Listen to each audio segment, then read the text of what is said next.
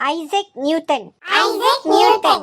இவரு 1643 பிறந்தாரு. 1666 ஒரு விஷயத்த கண்டுபிடிச்சிருக்காரு. இவரு ஆப்பிள் மரத்தடியில அங்க உட்காந்து படுத்து ஓய்வு எடுத்தாரு.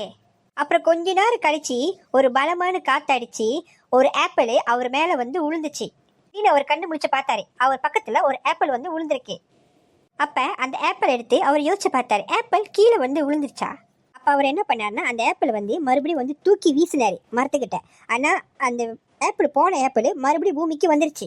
அப்ப அவர் என்ன புரிஞ்சுக்கிட்டாருன்னா, நம்ம எண்ணத்தை நம்ம மேல வீசினாலும் மறுபடியும் கீழே வரும். ஏன்னா கீழே வந்து ஈர்ப்பு சக்தி இருக்கு, கிரியேட்டிவிட்டி இருக்கு. அது இருக்கிறதுனாலதான் வந்து நம்ம என்ன ஜாமான், இப்ப கல்லோ இப்ப ஆப்பிளோ என்ன ஜாமான் நம்ம தூக்கி வீசினாலும் அது கீழே தான் வந்து விழுவும். அதான் ஈர்ப்பு சக்தி. அப்பயே மிஸ் மேகம் மட்டும் கீழே விழ மாட்டேங்குது மிஸ். மேகம் வந்து நம்மளுக்கு மழை கொடுக்குது, அது மூலியமா தான் மழை வந்து கொட்டுது.